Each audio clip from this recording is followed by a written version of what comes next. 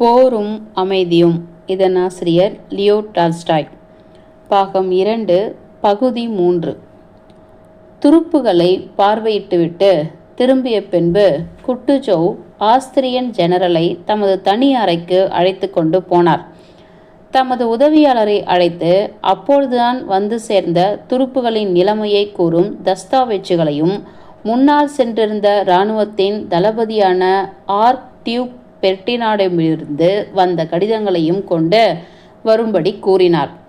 இளவரசர் ஆண்ட்ரூ பால்கோன்ஸ்கி சேனாதிபதி கேட்ட தஸ்தாவேஜுகளோடு அறைக்குள் நுழைந்தார். ஆஸ்திரிய யுத்த சபையின் அங்கத்தினரும் சேனாதிபதியும் ஒரு மேஜை முன்பு அமர்ந்து இருந்தார்கள். அந்த மேஜை மீது ஒரு படம் விரிக்கப்பட்டிருந்தது. என்று குட்டுஜோவ் பால்கோன்சியை பார்த்ததும் சொன்னார். அவர் அப்படி சொல்லியது பால்கோன்சியை அங்கேயே காத்திருக்கும்படி சொல்வது போல இருந்தது. பின்னால் ஜெனரலோடு பிரெஞ்சு மொழியில் தொடர்ந்து பேசினார். இனிமையான எடுப்பான வார்த்தைகளில் ஒவ்வொரு வார்த்தையும் கவனித்து கேட்கும்படியான உச்சரிப்போடும் குட்டுஜோவ் பேசினார். தம்முடைய குரலையே தாம் மகிழ்ந்து கேட்பது போல தோன்றியது. அவர் சொன்னது, நான் சொல்வதெல்லாம் இதான் ஜெனரல், என்னுடைய பிரியப்படி செய்யக்கூடிய விஷயமே ஆகும். சக்கரவர்த்தி பிரான்சின் ஆசை வெகு காலத்திற்கு முன்பே பூர்த்தி அடைந்திருக்கும். டியூக்கின் சேவையில் நான் முன்பே சேர்ந்திருப்பேன். என்னுடைய நாணயத்தின் பெயரால் நான் சொல்வதை நம்புங்கள். இராணுவத்தின் அதி உயர்ந்த தலைமை பதவியையும் இந்த மகா பெரிய பொறுப்புகளையும் அவரிடம் அளிப்பதில் எனக்கு மிகுந்த மகிழ்ச்சியாய் இருக்கும். அவரை விட அதிகமாய் விஷயம் அறிந்த சாமர்த்தியப்படி வேறு ஜெனரலை காண முடியாது. ஆனால் ஆஸ்திரியாவில் அவர் மாதிரி பல பேர் இருக்கிறார்கள். ஆனால் ஜெனரல் சில சமயங்களில் சந்தர்ப்பங்கள் நம்மால் சமாளிக்க முடியாமல் கடுமையாக இருப்பதும் இருக்கின்றன. குட்டுஜோவ் புன்னகை செய்தார். அவருடைய சிரிப்பு, நான் சொல்லுவதை நம்பாமல் இருக்க உனக்கு பூரண உரிமை உண்டு. நீங்க நம்புகிறீர்களா நம்பவில்லையா என்பதை பற்றி எனக்கு கவலை இல்லை.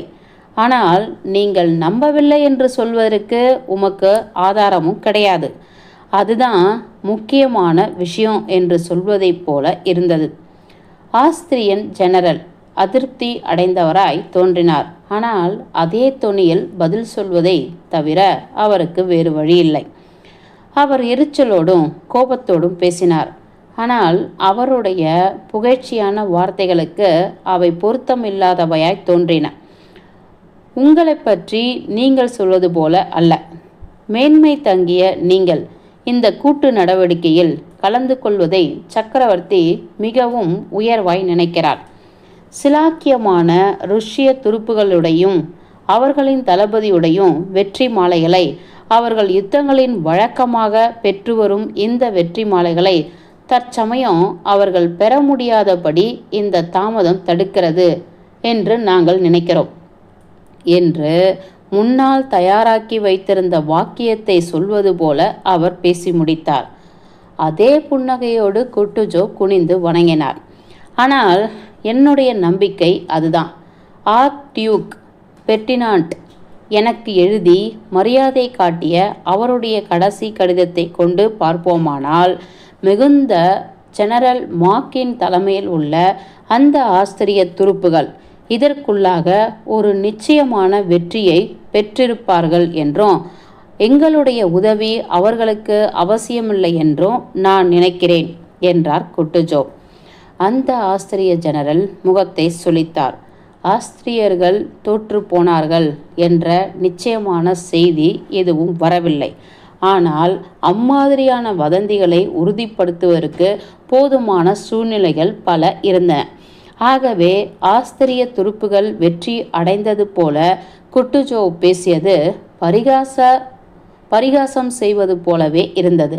ஆனால் குட்டுஜோவ் மரியாதையாக புன்னகை செய்து அதே தோற்றத்தில் பேசிக்கொண்டிருந்தபடியால் ஆஸ்திரிய துருப்புகள் வெற்றி அடைந்ததாக நாம் நினைப்பதற்கு காரணம் இருப்பது போல தோன்றியது. மாக்கின் சேனையிலிருந்து அவருடைய அவருக்கு கடைசியாக கிடைத்த கடிதத்தில் அந்த இராணுவம் மிகுந்த சாதகமான முக்கிய ஸ்தானத்தில் இருப்பது போலவும் அதனால் வெற்றி என்றும் குறிப்பிடப்பட்டிருந்தது. அந்த கடிதத்தை இங்கே கொடு என்று இளவரசர் ஆண்ட்ரூவை பார்த்து குட்டுஜோ கேட்டார். இதை படித்து பாருங்கள் என்று தம்முடைய கடைவாயில் கேலி புன்னகை மிளிர ஆர்க்டியூக் பெர்டினாண்டின் கடிதத்தில் உள்ள பின்கண்ட பகுதியை ஜெர்மன் மொழியில் ஆஸ்திரிய ஜெனரலுக்கு படித்து காட்டினார். எதிரி லெச் நதியை கடப்பானானால் அவனை தாக்கி முறியடிப்பதற்கு அநேகமாக 70,000 வீரர்களை நாங்கள் குவித்து வைத்திருக்கிறோம். உள் எங்களிடம்தான் இருக்கிறது. ஆகையினால் டான்யூப் நதியின் இரு கரைகளையும் உபயோகிக்கும் வசதி நம்மிடமே இருக்கிறது. எதிரி லெச்சை கடக்காவிட்டால் நாம் டான்யூப்பை கடந்து அவனுடைய சப்ளை வசதிகளை துண்டுப்படுத்தி மீண்டும் நதியின் கீழ்ப்பாகத்தில் அதை நாம் கடந்து வந்துவிடலாம். அதன் மூலம் நமது நம்பிக்கையான நேச நாட்டின் மீது அவன் தாக்குதல் நடத்த முடியாதபடி தடுத்துவிடலாம். ஆகவே பூரணமாய் தளவாடங்கள் கொண்ட இம்பீரியல் ருஷ்ய சேனையை நாங்கள் நம்பிக்கையோடு எதிர்பார்த்து கொண்டிருக்கிறோம். அப்புறம் அவர்களின் உதவியோடு கூடி எதிரி என்ன கதியை அடைய வேண்டுமோ அதை அவன் அடைய சுலபமாக வழியை தயார் செய்து விடுவோம். இந்த கடைசி பாராவை வாசித்ததும் யுத்த சபை அங்கத்தினரை சாந்தமாக கூர்ந்து கவனித்து குட்டுஜோவ் ஆழ்ந்த பெருமூச்சு விட்டார். மேன்மை தங்கியவரே, அந்த அறிவு மிகுந்த பழமொழி உங்களுக்கு தெரியுமே, அதுதான் மகா பெரிய கெடுதியும் ஏற்படக்கூடும் என்று நாம் எதிர்பார்த்து இருக்க வேண்டும் என்பதாகும் என்று ஆஸ்திரிய ஜெனரல் கூறினார். கேலி பேச்சை விட்டு காரியத்துக்கு வருவோம் என்று அவர் விரும்பியது போல் தோன்றியது. தம்மை அறியாமலே அங்கிருந்த மெய்க்காப்பாளரை திரும்பி பார்த்தார். அதே சமயத்தில் ஒரு வினாடி ஜெனரல் என்று குட்டுஜோவ் சொல்லி அவரும் இளவரசர் ஆண்ட்ரூவை திரும்பி பார்த்தார். இங்கே பாரும் எனது அருமை இளைஞரே, காஸ்லோஸ்கியிடம் இருந்து நமது வேவுக்காரர்கள் கொண்டு வந்த அறிக்கைகளை வாங்கிக் கொள்ளும். கோமகன் நாஸ்டிட்டிஸ் இடமிருந்து இதோ 2 கடிதங்கள். மேன்மை தங்கிய ஆர்க்டியூக் பெர்டினாண்டிடமிருந்தும் வந்த கடிதம். இதோ இன்னும் வேறு சில கடிதங்கள் என்று சொல்லி அவரிடம் பல கடிதங்களை கொடுத்தார். இவற்றையெல்லாம் படித்து ஆஸ்திரிய துருப்புகளின் நடமாட்டங்களை பற்றி நமக்கு கிடைத்துள்ள எல்லா செய்திகளையும் காட்டி தெளிவாக பிரெஞ்சு மொழியில் ஒரு அறிக்கையை தயார் செய்து அதை இந்த மேன்மை தங்கியவரிடம் கொடுத்துவிடும். முதலிலிருந்து சொல்லி வந்தவைகளை எல்லாம் தாம் அறிந்து கொண்டது போலவும் குட்டுஜோவ் எம்மாதிரி விஷயங்களை கோர்வை செய்து அந்த ஜெனரலிடம் சொல்ல விரும்புகிறார் என்பதை புரிந்து கொண்டது போலவும் இளவரசர் ஆண்ட்ரூ தலைவணங்கினார். அவர் கடிதங்களை எல்லாம் எடுத்துக்கொண்டு இருவருக்கும் தலைவணங்கி அந்த மிருதுவான கம்பளத்தின் மேல் நடந்து வெளியிலிருந்து தன் அறைக்கு போனார்.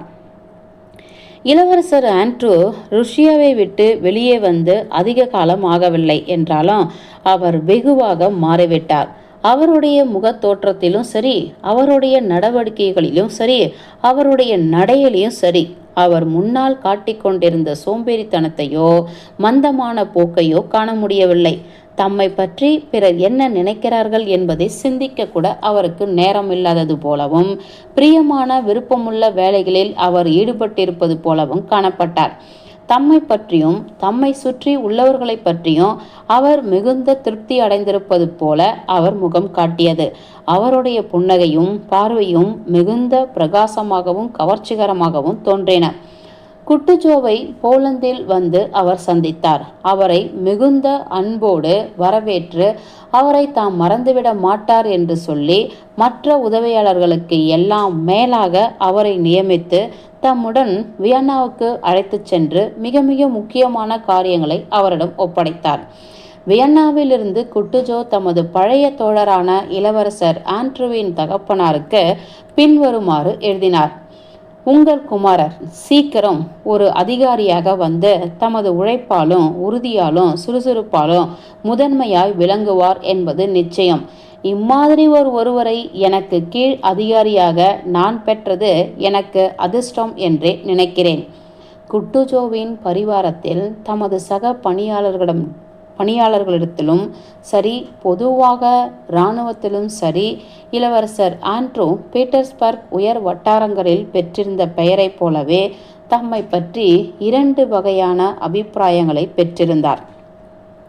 சிறுபான்மையரான சிலர் தங்களை விடவும் மற்றும் அங்குள்ள ஒவ்வொருவரையும் விடவும் அவர் முற்றிலும் மாறுபட்டவர் என்றும் அவர் பெரிய காரியங்களை செய்ய போகிறவர் என்றும் ஒப்புக்கொண்டார்கள். அவர் சொல்வதை கவனமாக கேட்டு அவற்றை பாராட்டி அவர் போலவே தங்களும் நடந்து வந்தார்கள். அம்மாதிரி நபர்களோடு இளவரசர் ஆண்ட்ரூ சகஜமாகவும் பிரியமாகவும் இருந்தார். மற்றவர்களான பெரும்பான்மையோருக்கு அவரை பிடிக்கவில்லை. அவர் ராங்கியும் அலட்சியமும் விரும்பத்தகாத போக்கு கொண்டவர் என்று கருதினார்கள். ஆனால் இம்மாதிரி நினைப்பவர்களிடம் தாம் எப்படி நடந்து கொள்ள வேண்டும் என்பது அவருக்கு தெரியும். அதனால் அவர்கள் மரியாதை காட்டியது மட்டுமல்லாமல் அவரை கண்டு பயப்படவும் செய்தார்கள். கையில் கடிதங்களுடன் குட்டுஜோ அறையிலிருந்து வெளியறைக்கு வந்து இளவரசர் ஆண்ட்ரூ ஜன்னலில் புத்தகமும் கையுமாக இருந்த அவருடைய தோழரும் மெய்காப்பாளருமான காஸ்லோவ்ஸ்கியிடம் போனார். சொல்லுங்கள் இளவரசே என்று கேட்டார் காஸ்லோவ்ஸ்கி. நமது படை ஏன் முன்னேறவில்லை என்பதை விளக்கி ஒரு அறிக்கையை தயாரிக்கும்படி எனக்கு உத்தரவிட்டிருக்கிறார்கள். ஏன் அப்படி? இளவரசர் தமது தோள்களை குலுக்கினார். மார்க்கிடமிருந்து ஏதாவது செய்தி உண்டா? இல்லை, அவர் தோற்கடிக்கப்பட்டார் என்பது உண்மையானால் இதற்குள்ளாக செய்தி வந்திருக்குமே. இருக்கலாம் என்று இளவரசர் ஆண்ட்ரூ சொல்லி வெளிவாசலை பார்த்து திரும்பினார். அதே வினாடியில் ஒரு உயரமான ஆஸ்திரிய ஜெனரல் ஒரு பெரிய கோட் அணிந்து கொண்டு, மரியா திராசா பதக்கத்தை தமது கழுத்துப்பட்டையில் அணிந்து கொண்டு, தலையை சுற்றி கருப்பு துணியால் ஒரு கட்டு கட்டி கொண்டு, அப்பொழுதுதான் வந்தவர் போல வேகமாக உள்ளே நுழைந்து கதவை படார் என்று சாத்தினார். அதை பார்த்த இளவரசர் ஆண்ட்ரூ திடீரென்று நின்றார். சேனாதிபதி குட்டுஜோ என்று புதிதாய் வந்த ஜெனரல் கரகரப்பான ஜெர்மன் உச்சரிப்பில் வேகமாக பேசிக்கொண்டு இரு புறங்களிலும் பார்த்துவிட்டு உள் அறையை நோக்கி நேராக போனார். சேனாதிபதி வேலையாய் இருக்கிறார் என்று காஸ்லோவ்ஸ்கி சொல்லி அந்த இனம் தெரியாத ஜெனரலிடம் வேகமாக சென்று அவர் உள்ளே போகாதபடி வழியை அடைத்து நின்றார். தாங்கள் யார் என்று எனக்கு சொல்ல வேண்டும் என்றார். அந்த இனந்தெரியா ஜெனரல் தம்மை தெரியாதவர் ஒருவர் இருக்கிறாரா என்று வெறுப்போடு குள்ளமான காஸ்லோவ்ஸ்கியை நோக்கினார். சேனாதிபதி வேலையாய் இருக்கிறார் என்று காஸ்லோவ்ஸ்கி மீண்டும் அமைதியாக சொன்னார். ஜெனரலின் முகம் கருத்தது. அவருடைய உதடுகள் ஆடி துடித்தன. அவர் ஒரு நோட்டு புத்தகத்தை எடுத்து பென்சிலால் எதையோ வேகமாக எழுதி அந்த காகிதத்தை கிழித்து காஸ்லோவ்ஸ்கியிடம் கொடுத்தார். அங்கிருந்து வேகமாக ஜன்னலை பார்க்க நடந்து அங்கு கிடந்த ஒரு நாற்காலியில் உட்கார்ந்தார். என்னை அவர்கள் ஏன் பார்க்கிறார்கள் என்று அவர் கேட்பது போல அங்கிருந்தவர்களை நோக்கினார். பின்னால் தமது தலையை உயர்த்தி கழுத்தை நிமிர்த்தி ஏதோ பேசப்போவதைப் போல காணப்பட்டார். ஆனால் உடனே அலட்சிய பாவம் காட்டி தமக்குள் ஏதோ ஒரு பாட்டை முணுமுணுத்து கொண்டிருந்தார். அது ஒரு வினோதமான சப்தமாக இருந்தது. அந்த சப்தம் திடீரென்று நின்றது. குட்டுஜோ தமது அறையின் கதவை திறந்து வாசலில் தோன்றினார். அந்த ஜெனரல் தமது தலைக்கட்டோடு முன்னால் குனிந்து ஏதோ ஆபத்திலிருந்து தப்பி ஓடி வருகிறவர் போல தமது மெலிந்த கால்களால் நீல அடி எடுத்து வைத்து குட்டுஜோவிடம் போனார். இந்த துர்திஷ்டம் பிடித்த மாக்கை பாருங்கள் என்று கரகரத்த குரலில் அவர் சொன்னார். திறந்த வாசலில் நின்ற குட்டுஜோவின் முகம் சில வினாடிகள் ஆடி அசையாமல் இருந்தது. பின்னால் அவருடைய முகத்தில் அலையை போல சுழிப்புகள் பரவின. மீண்டும் அவருடைய நெற்றி அமைதியடைந்தது. அவர் தலை குனிந்து மரியாதையோடு வணங்கி கண்களை மூடி தமக்கு முன்னால் தமது அறைக்கு மாக் போகும்படி வழிவிட்டு பின்னால் அவர் சென்று கதவை சாத்தி கொண்டார். ஆஸ்திரியர்கள் தோல்வி அடைந்தார்கள் என்றும் உல் என்ற இடத்தில் இராணுவம் முழுவதுமே சரணடைந்து விட்டது என்றும் பரவிய வதந்தி உண்மையாயிற்று. அரை மணி நேரத்திற்குள்ளாக சேனாதிபதியின் பரிவாரத்தை சேர்ந்த உதவியாளர்கள் நாலா திசைகளுக்கும் சென்றார்கள். இதுவரை வேலை எதுவும் இல்லாமல் இருந்த ருஷ்ய துருப்புகள் சீக்கிரமாக எதிரியை சந்திக்க வேண்டியிருக்கும் என்ற உத்தரவை அவர்கள் கொண்டு வந்து கொடுத்தார்கள். சேனாதிபதியின் பரிவாரங்களில் உள்ள அபூர்வமானவர்களில் ஒருவர் இளவரசர் ஆண்ட்ரூ. போதுமான யுத்த போக்கு ஒன்றிலேயே அவருடைய முழு அக்கறை இருந்தது. அவர் மார்க்கை பார்த்து அவருடைய தோல்வி பயங்கரத்தை பற்றிய விவரங்களை கேட்ட பின்னால் யுத்த திட்டத்தில் பாதி அளவு தோற்று போய்விட்டது என்பதை புரிந்து கொண்டார். ருஷ்ய இராணுவத்தின் நிலைமையில் உள்ள சகல கஷ்டங்களும் அந்த இராணுவத்திற்கு ஏற்பட்டுள்ள பொறுப்பும் தாம் அதில் எடுத்துக்கொள்ள போகும் பங்கும் அவர் மனக்கண் முன் தெளிவாக தெரிந்தன. அகம்பாவம் பிடித்த ஆஸ்திரியாவிற்கு ஏற்பட்டுள்ள அவமானத்தை அவர் நினைத்தபோது தம்மை அறியாமலேயே சந்தோஷம் கொண்டார். சுவாரோவ் முன்னால் பிரெஞ்சுக்காரருடன் யுத்தம் செய்த பின்பு இப்பொழுதுதான் முதலாக ருஷ்யர்கள் அவர்களை எதிர்க்கப் போகிறார்கள். அதுவும் ஒரு வாரத்திற்குள் நடக்கலாம் என்றும் அதில் நாம் பங்கு கொள்ளலாம் என்றும் அவர் நினைத்தார். இதை நினைத்த போது அவருக்கு மகிழ்ச்சி பொங்கியது. ஆனால் போனோபார்ட்டின் இராணுவ மேதை ருஷ்ய துருப்புகளின் சகல வீரத்தையும் மிஞ்சிவிடுமோ என்று பயந்தார். அதே சமயம் தமது லட்சிய வீரர் அவமதிப்பு அடைவதையும் அவரால் நினைக்க முடியவில்லை. இம்மாதிரி எண்ணங்களால் பரபரப்பும் எரிச்சலும் அடைந்த இளவரசர் ஆண்ட்ரூ தமது தந்தைக்கு கடிதம் எழுதுவதற்காக தம் அறைக்கு போனார். தினம் அவருக்கு கடிதம் எழுதுவது உண்டு. தம்முடன் ஒரே அறையில் வசிக்கும் நெஸ்வைட்ஸ்கியையும் அந்த கோமாளி ஜெர்கோவையும் தாழ்வாரத்தில் சந்தித்தார். வழக்கம்போல் அவர்கள் சிரித்து கொண்டிருந்தார்கள். இளவரசர் ஆண்ட்ரூவின் வெளிரிய முகத்தையும் ஜொலிக்கும் கண்களையும் பார்த்த நெஸ்வைட்ஸ்கி, ஏன் இப்படி முகத்தை தூக்கி கொண்டிருக்கிறீர் என்று கேட்டார். சந்தோஷமாக இருப்பதற்கு ஒன்றுமே இல்லை என்று பதிலளித்தார் பால்கோன்ஸ்கி. இளவரசர் ஆண்ட்ரூ நெஸ்வைட்ஸ்கியையும் ஜெர்குவையும் சந்தித்து பேசிக்கொண்டிருந்த போது தாழ்வாரத்தின் மற்றொரு முனையிலிருந்து ஸ்ரீராஜ் இவர்களை பார்த்து வந்து கொண்டிருந்தார். அவர் ஒரு ஆஸ்திரியன் ஜெனரல். ருஷ்ய படைக்கு தேவையான பொருட்களை சப்ளை செய்யும் அதிகாரியாக குட்டுஜோவின் பரிவாரத்தில் இருந்தார். அவரோடு முதல் நாள் மாலை வந்து சேர்ந்த ஆஸ்திரிய யுத்த சபை அங்கத்தினரும் வந்து கொண்டிருந்தார். இந்த 3 அதிகாரிகளையும் கடந்து போவதற்கு வேண்டிய இடம் அகன்ற தாழ்வாரத்தில் இருந்தது என்றாலும் நெஸ்வைட்ஸ்கியை தமது கையால் ஜெர்கோவ் தள்ளிக்கொண்டு மூச்சு விடாமல் அவர்கள் வருகிறார்கள், விலகி நில்லுங்கள், வழிவிடுங்கள், தயவு செய்து வழிவிடுங்கள் என்றார். அவர் தலையை தாழ்த்தி நடனமாட கற்றுக்கொள்ளும் குழந்தையை போல விகாரமாக முதலில் ஒரு காலால் தரையை தேய்த்து பின்னால் மற்றொரு காலால் தேய்த்தார். ஆஸ்திரிய யுத்த கவுன்சில் அங்கத்தினர் அவரை கடுமையாக பார்த்தார். ஆனால் அவரின் அசட்டுத்தனமான புன்முறுவலை பார்த்ததும் அவர் சிரத்தை கொண்டே அம்மாதிரி சொல்கிறார் என்று அவருக்கு தோன்றியது. ஆனால் அவரால் கவனிக்காமல் இருக்க முடியவில்லை. தாம் கவனித்து கேட்பதை காட்டுவதற்காக கண்களை இடுக்கினார். நாம் உம்மை பாராட்டுவதற்காக பெருமை அடைகிறேன்.